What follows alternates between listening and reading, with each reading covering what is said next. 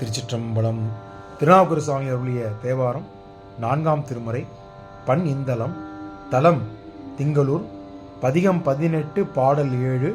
நாடு சோழநாடு. காவேரி வடகரை.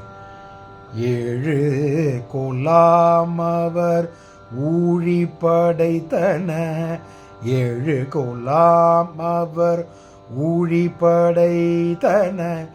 7 கோலாம் அவர் கண்ட இருங்கடல். 7 கோலாம் அவர் ஊழி படைத்தன. 7 கோலாம் அவர் கண்ட இருங்கடல்.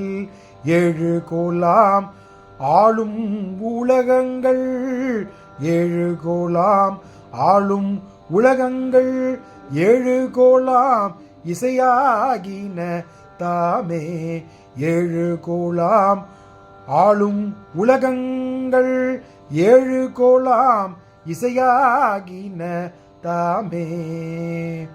இசையாகின தாமே. திருச்சிற்றம்பலம்.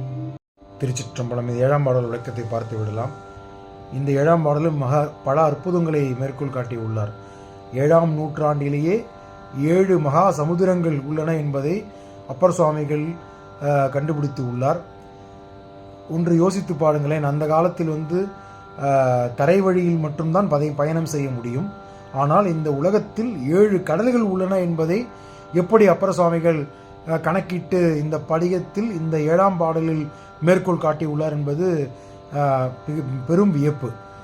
அதுபோன்று ஊழி காலத்தில் இறைவன் படைக்கும் உயிரினங்கள் ஒவ்வொரு யுகம் முடியும் பொழுதும் அதை ஊழி என்று சொல்வோம். அந்த ஊழி காலம் முடியும் போது ஒவ்வொரு யுகத்திலும் படைக்கும் உயிர்கள் 7 வகைப்பட்டன.